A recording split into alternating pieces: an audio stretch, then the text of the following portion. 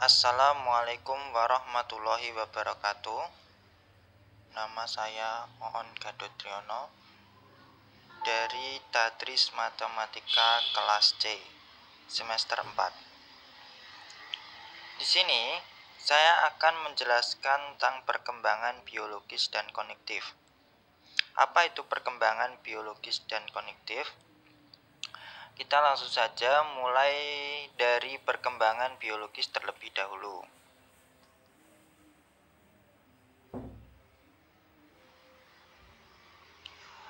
Masa remaja adalah masa peralihan dari masa kanak-kanak menuju kedewasaan yang meliputi perkembangan biologi, kognitif, dan sosial emosional.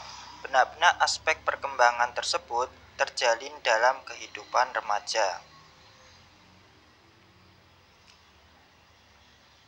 Di sini ada beberapa pengaruh atau faktor genetika terhadap perkembangan remaja.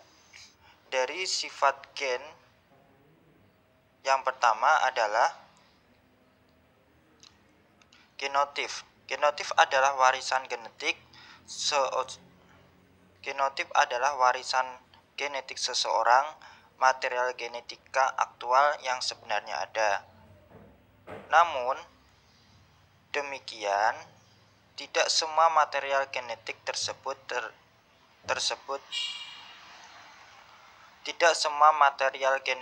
ciri yang tampil atau dapat diukur pada diri kita. Yang kedua, fenotip. Fenotip adalah bagaimana genotip seseorang tampil, ciri-ciri yang dapat diamati. Fenotip meliputi ciri-ciri fisik seperti tinggi badan, berat badan, warna mata, warna pigmen kulit, dan lain-lain. Yang ketiga,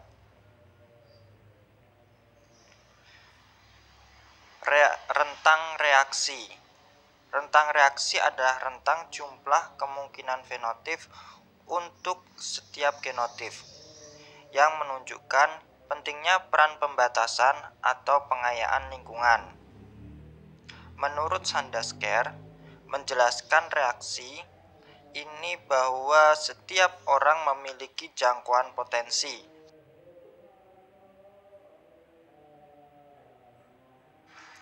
Misalnya, seseorang lebih pendek dari kebanyakan orang. Meski diberi makan sebaik apapun, orang yang memiliki gen pendek tidak akan pernah terlihat lebih tinggi daripada rata-ratanya. Di sini ada beberapa metode yang dipakai oleh para ahli genetika perilaku. Metode yang pertama yaitu behavior genetik. Apa itu behavior genetik? Behavior genetik adalah studi mengenai kadar dan hakikat dari landasan herediter suatu perilaku.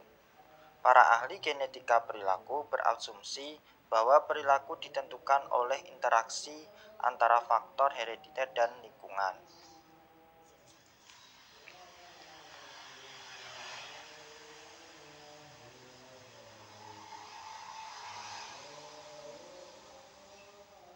Yang ketiga, faktor pengaruh genetika terhadap perkembangan remaja. Yang ketiga adalah temperamen. Apa itu temperamen? Temperamen adalah gaya hidup. Temperamen adalah gaya perilaku dan cara berespon yang khas yang ditampilkan oleh seseorang. Menurut Alexander Chase dan Stella Thomas, mengemukakan bahwa ada 3 kelompok temperamen, yaitu yang pertama, anak bertemperamen mudah biasanya memiliki suasana hati positif, mudah mengikuti aturan atau kegiatan keseharian umum, dan mudah menyesuaikan diri terhadap pengalaman baru. Yang kedua, anak bertemperamen sulit. Anak bertemperamen sulit lebih cenderung bereaksi negatif dan banyak mengeluh atau rewel. Kegiatan rutin kesehariannya tidak teratur dan lambat menyesuaikan diri dengan pengalaman baru. Yang ketiga, anak bertemperamen lambat menghangat. Anak bertemperamen lambat menghangat menunjukkan tingkat kegiatan yang rendah, agak bereaksi negatif, menyesuaikan diri agak lambat, dan suasana hati dalam intensitas yang rendah.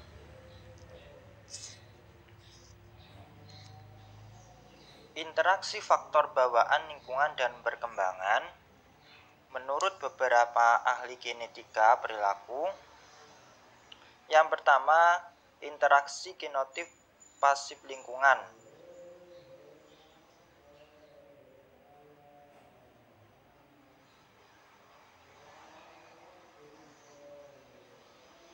Interaksi faktor bawaan lingkungan dan perkembangan dibagi menjadi 3. Yang pertama, interaksi genotif pasif lingkungan, yang kedua, genotif evokatif lingkungan, dan ketiga, genotif aktif lingkungan.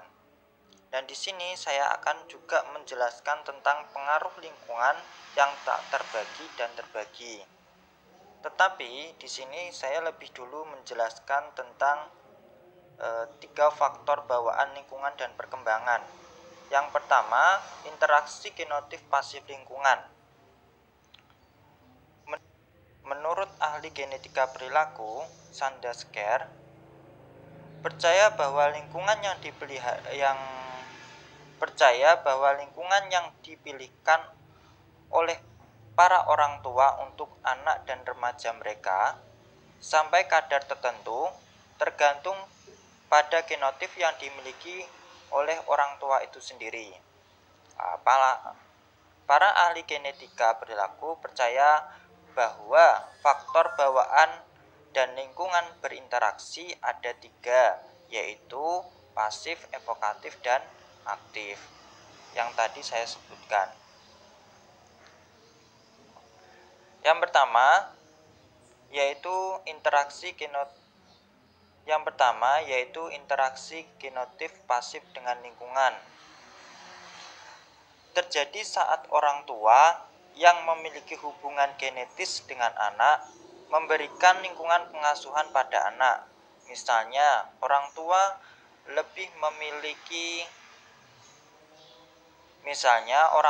memiliki genetik cerdas dan cakap membaca. Karena memiliki genetik cerdas dan cakap membaca, orang tua lebih memilihkan anak karena mereka cakap membaca dan menikmati kegiatan membaca. Mereka menyediakan buku bacaan bagi anak mereka, sehingga anak mereka juga akan lebih cenderung menjadi anak yang cakap membaca dan menikmati kegiatan membaca.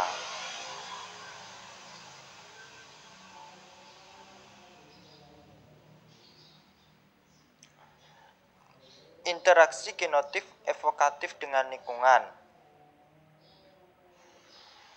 terjadi karena genotif anak akan menimbulkan jenis lingkungan fisik dan sosial tertentu. Semisal anak yang aktif dan suka tersenyum akan lebih banyak mendapat perangsangan sosial ketimbang anak yang pasif dan pendiam.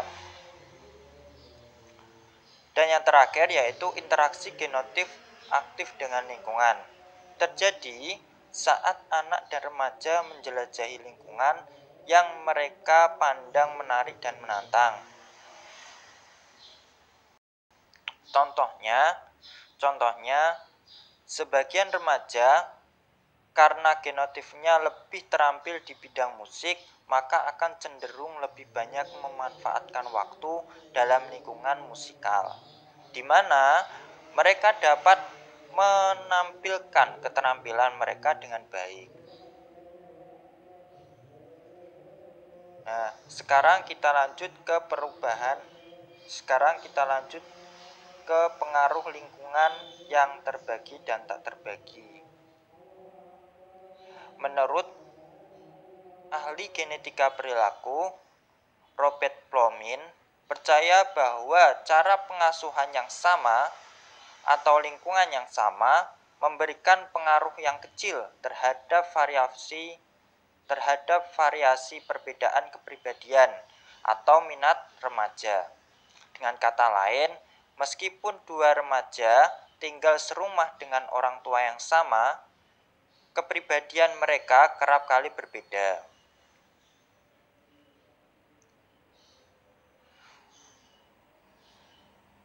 Pengaruh lingkungan terbagi adalah pengalaman remaja yang juga dialami oleh orang lain di lingkungannya, semisal kepribadian dan orientasi intelektual orang tua mereka, kelas sosial keluarga, dan lingkungan tetangga sekitar tempat tinggal mereka. Untuk pengaruh lingkungan tak terbagi adalah pengalaman unik remaja yang dialaminya sendiri, baik di dalam maupun di luar lingkungan keluarga mereka, yang tidak dialami oleh kakak adiknya. Di sini kita bisa menarik kesimpulan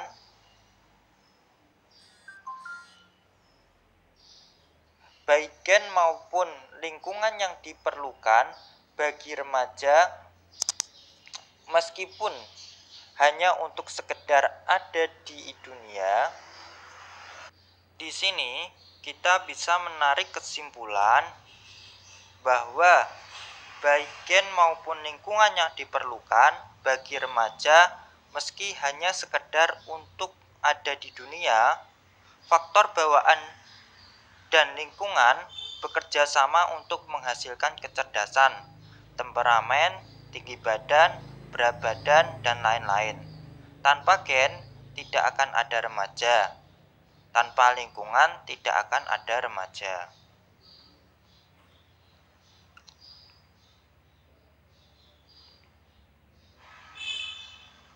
Ciri-ciri umum pertumbuhan fisik pada remaja. Di sini ada 4 kurva tumbuh kembang dalam pertumbuhan. Yang pertama, pertumbuhan fisik umum. Yang kedua, organ reproduksi. Yang ketiga, otak dan kepala serta kelenjar limfoid. Nah, bagaimana sifat kurva pertumbuhan dari karakteristik pada tubuh tersebut dan faktor apa sajakah yang mempengaruhi kurva pertumbuhan tersebut? Di sini ada beberapa faktor yang sampai saat ini sedikitnya ada 4 mekanisme yang diketahui berpengaruh terhadap kurva pertumbuhan. Faktor yang pertama yaitu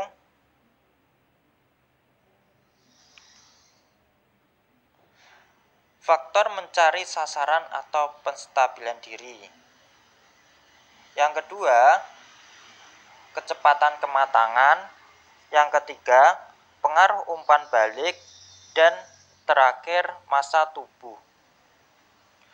Mengenai faktor mencari sasaran atau penstabilan diri, dalam keadaan terhambat penyakit atau nutrisi yang buruk, pertumbuhan individu seringkali dapat kembali mencapai kondisi seharusnya setelah kondisi negatif tersebut diatasi.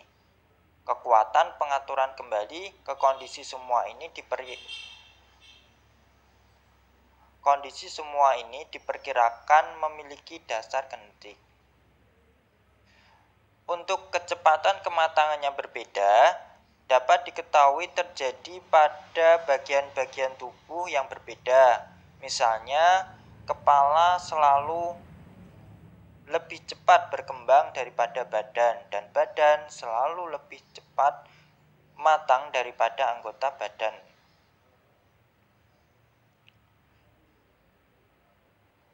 Dan terakhir, pengaturan berdasarkan umpan balik.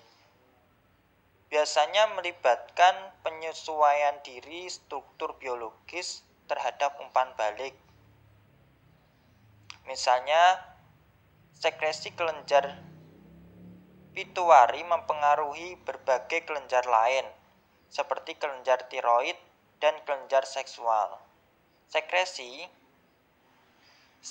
pituitari disesuaikan dengan tingkat hormon pada kelenjar lainnya.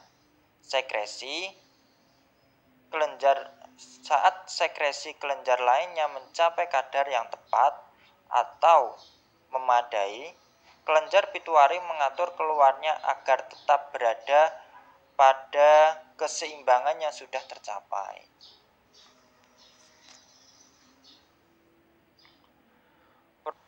Kita lanjut. Dan apakah pubertas itu? Pubertas adalah perubahan cepat pada kematangan fisik yang meliputi perubahan tubuh dan hormonal yang terutama terjadi selama masa remaja awal. Dan faktor-faktor apa sajakah yang berperan dalam terjadinya pubertas itu? Faktor yang pertama adalah faktor genetik, dan yang kedua adalah faktor massa tubuh, dan ketiga adalah faktor mutu makanan. Di sini memang sangat berpengaruh pada terjadinya pubertas.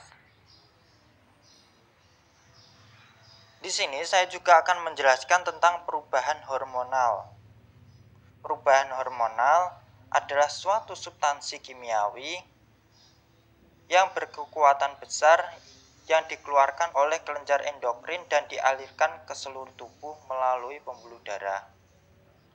Dua jenis hormon utama yang paling penting dalam perkembangan pubertas adalah androgen dan estrogen. Androgen sendiri itu jenis utama hormon seks pada laki-laki, dan estrogen adalah jenis utama hormon seks pada perempuan.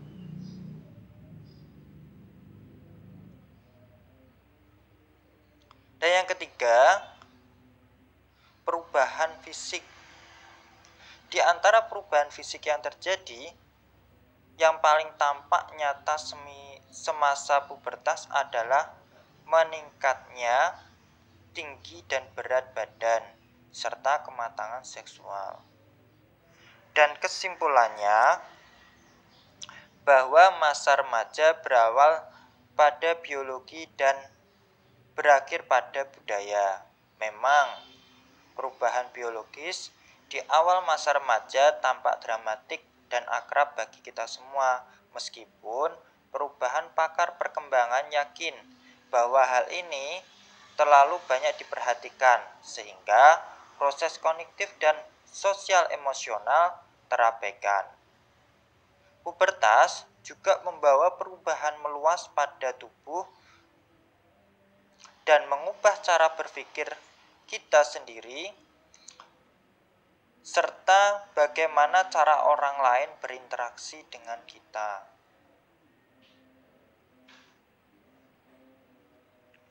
Yang terakhir, di sini saya akan menjelaskan tentang perubahan hormonal. Perubahan hormonal adalah suatu substansi kimiawi yang berkekuatan besar yang dikeluarkan oleh kelenjar endokrin dan dialirkan ke seluruh tubuh melalui pembuluh darah.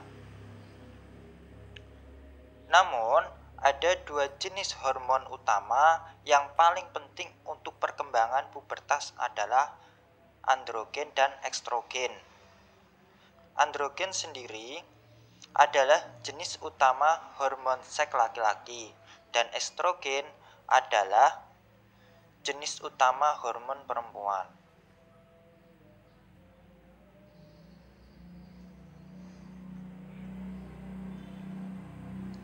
Dan selanjutnya yaitu perubahan fisik. Di antara perubahan fisik yang terjadi, yang paling tampak nyata semasa pubertas adalah meningkatnya tinggi dan berat badan, serta kematangan seksual. Di sini dapat disimpulkan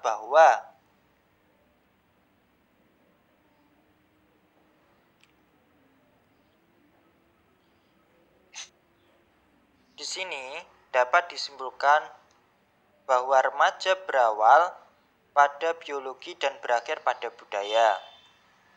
Memang perubahan biologis di awal masa remaja tampak dramatik dan akrab bagi kita semua. Meskipun sejumlah pakar perkembangan yakin bahwa hal ini terlalu banyak diperhatikan, sehingga proses kognitif dan sosial emosional terabaikan.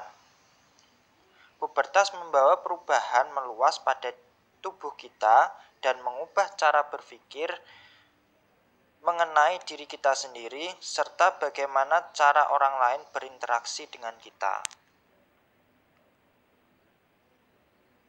Yang terakhir adalah perkembangan kognitif. Di sini saya hanya menjelaskan tentang teori pandangan Piaget dan teori pandangan Brunner. Menurut pandangan Piaget berpendapat bahwa anak-anak membangun sendiri secara aktif dunia kognitif mereka.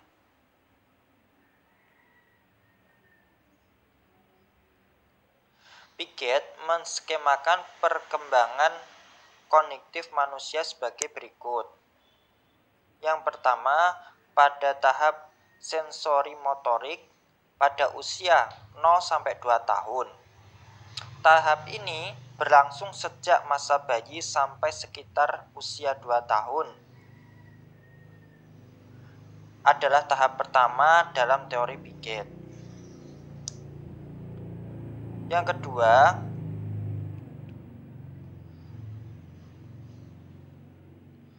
kedua adalah tahap praoperasional yang berlangsung dari sekitar usia 2-7 tahun.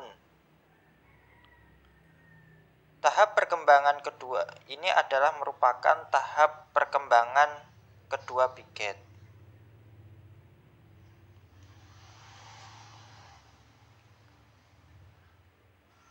Yang ketiga adalah tahap operasional konkret di usia 7-11 tahun. Menurut Piaget,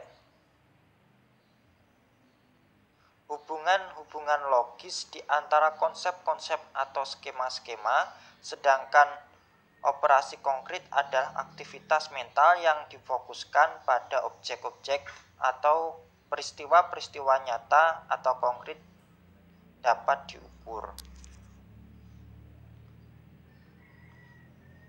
Yang keempat, tahap operasional formal pada usia 11-15 tahun.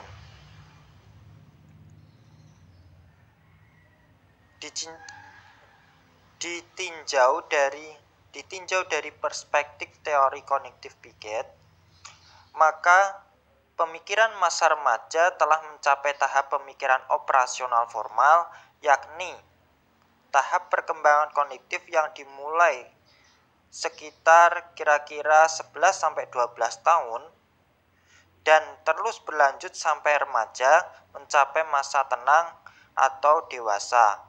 Pada tahap ini, anak sudah mulai berpikir abstrak dan hipotesis. Dan yang terakhir adalah teori menurut Brunner. Menurut Brunner, peserta didik berpikir dan menciptakan melalui inquiry dan peran-peran yang dimainkan dalam pembelajaran. Proses belajar lebih dari sekedar menghasilkan informasi. Brunner juga memahami karakteristik perkembangan kognitif didasarkan pada tingkah lakunya sesuai tahapannya. Tahapan yang pertama yaitu tahap enaktif. Pada tahap enaktif, pengetahuan diperoleh melalui respon-respon motorik. Anak mulai memahami lingkungannya, Pada tahap ini, anak memulai memahami lingkungannya melalui gerakan atau aksi.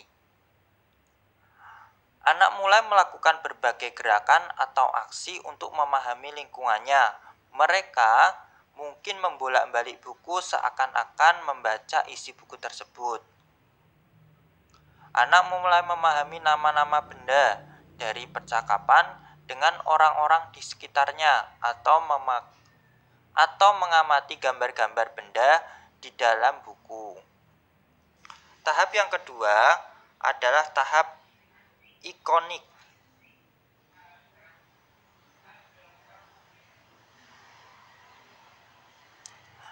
Pada tahap ini, pengetahuan lebih banyak berasal dari gambaran imajinatif.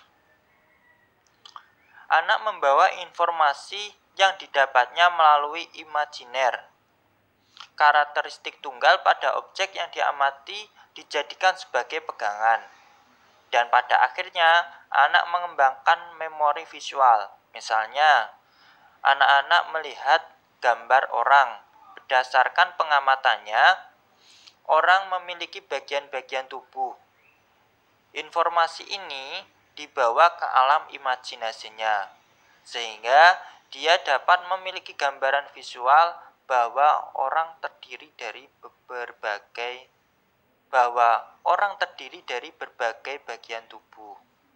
Yang terakhir yaitu tahap simbolik. Pada tahap ini, pengetahuan lebih banyak berasal dari kata-kata yang berubah, seperti simbol matematika dan simbol sistem. Remaja mampu menyusun gagasannya secara padat. Pada tahap ini juga, anak sudah memahami simbol, sehingga mereka sudah dapat memaknai sebuah simbol. Brunner juga menyatakan bahwa anak-anak akan belajar dengan baik jika pembelajaran yang dilakukan bermakna relevan dengan hidup anak. Sekian dari apa yang saya jelaskan tadi tentang perkembangan biologis dan kognitif. Sekian dari saya.